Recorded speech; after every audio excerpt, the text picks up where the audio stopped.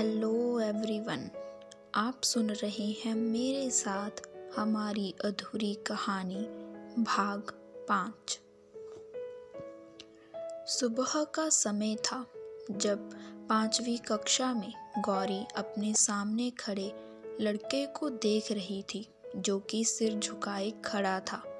तभी गौरी एक गहरी सांस लेती है और कहती है, तो आज की आपकी पनिशमेंट ये है कि सभी बच्चे गौर से उसकी बातों को सुनने लगते हैं कि तभी गौरी आगे कहती है कि आज तुम सब बच्चों को हंसाने की कोशिश करोगे, पर यहाँ पर एक शर्त ये है कि बाकी के बच्चों में से कोई भी नहीं हंसेगा। पर अगर आपने किन्हीं 2 बच्चों को हंसा दिया तो आपकी पनिशमेंट कैंसिल और आपको मिलेगा एक चॉकलेट। सभी गौरी की बात सुन खुश हो जाते हैं और पूरी ईमानदारी के साथ अपने मुंह को बंद कर ऐसे बैठ जाते हैं मानो कोई गुड्डे हो। और वहीं वो बच्चा अपना सिर खुजाते हुए सोचने लगता है कि कैसे किसी को हंसाए। तभी वो बच्चा आगे बढ़ता है और एक लड़के के सामने जाकर अपनी जीभ निकालकर अजीब चेहरा बना लेता है, पर वो लड़का नहीं हंसता। और फिर वो ऐसा ही 2-3 और बच्चों के साथ करता है, पर कोई भी नहीं हंसता। तो वो मन मारकर गौरी की तरफ देखता है तो वो अपने कंधे उठा देती है। तो वो लड़का फिर सोच में पड़ जाता है और एक लड़के के सामने जाकर अपना पेट गोल गोल घुमाते हुए कहता है, पेट मेरा चमके चम चम चम, तेरे सामने फूट जाएगा बनके बम बम बम। उसके इतना कहते ही 2 बच्चे उसका पेट देखकर ही हंस देते हैं और वो बच्चा उछलते हुए गौरी के पास जाता है और मुस्कुराते हुए उसे देखता है। तो गौरी अपने बैग से एक चॉकलेट निकालकर उसकी तरफ बढ़ा देती है, पर इससे पहले कि वो उसे लेता वो उसे टेबल पर टिका देती है और कुछ समझाने लगती है।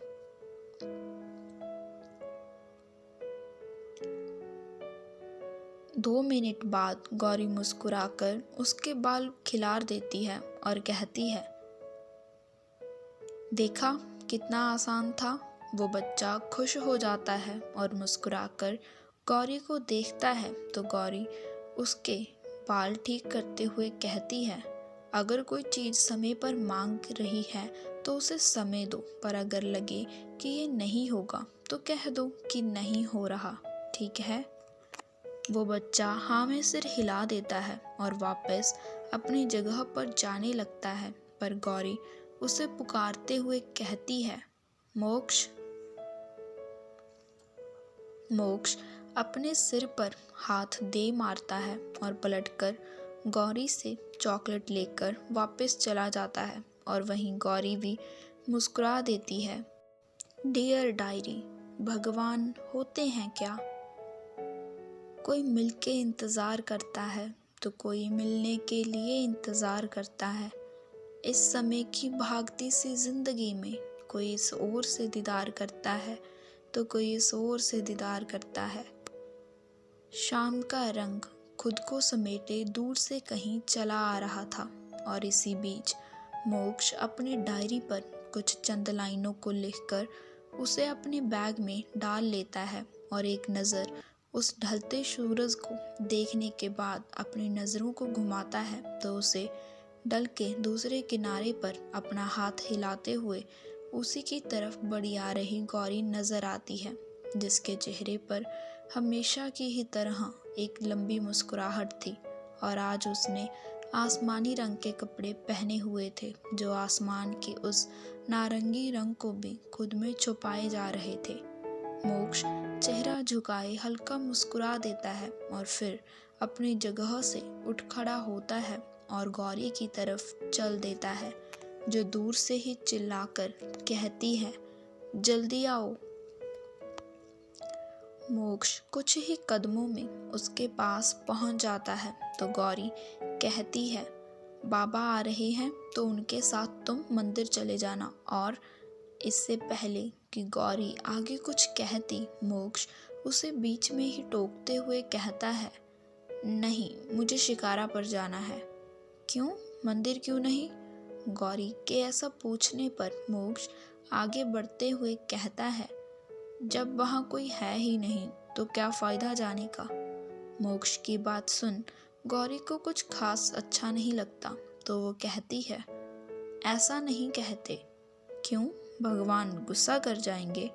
मोक्ष उसके तरफ देखते हुए कहता है और उल्टा चलने लगता है। तभी गौरी रुक जाती है तो वो भी रुक जाता है और गौरी आंखें बड़ी किए मानो उसे डराने के लिए कहती है, ऐसा कहने से ना पाप लगता है, चलो हम पहले वहाँ चलते हैं। गौरी के इतना कहते ही मोक्ष थोड़ा आगे आता है और गौरी के चेहरे के सतर तक झुकते हुए कहता है, पाप लगेगा।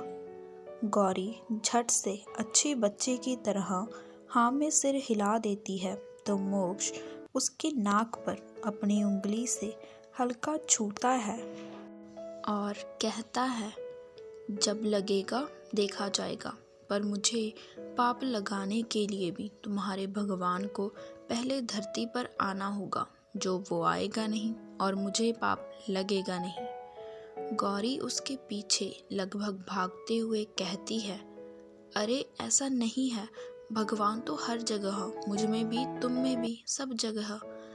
मोक्ष अचानक से चलते हुए रुक जाता है तो गौरी उससे टकराते टकराते बचती है और गिरने को होती है कि मोक्ष उसे कंधों से पकड़कर सीधा खड़ा करता है और कहता है, देखा, तुम्हें गिरने से मैंने बचाया, तुम्हारे भगवान ने नहीं, और मुझ में तो वो नहीं है।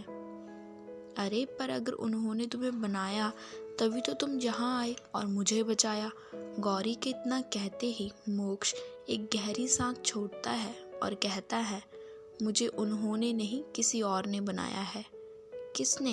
गौरी एकदम से पूछती है तो मोक्ष की भवें उठ जाती हैं, पर फिर वो हल्का मुस्कुराकर आगे बढ़ते हुए कहता है, तुम सच में टीचर ही हो ना? हाँ हूँ तो। गौरी इतना कहते हुए अचानक ठिठकती है और कहती है, पर तुम्हें कैसे पता? मैंने तो नहीं बताया। गौरी की बात सुन मोक्ष आगे बढ़ते हुए रुक जाता है और फिर कहता है, तुम्हारे भगवान ने बताया। इतना कहकर वो वहाँ से चला जाता है और वहाँ खड़ी रह जाती है गौरी एक सिर खुजाते हुए खुद से कहती है, सच में क्या? वो अभी इतना सोच ही रही थी कि उसके बाबा की आवाज़ उसके कानों में पड़ती है, जो उसे पुकार रहे थे, और उनकी बात सुन गौरी उनकी तरफ बढ़ जाती है।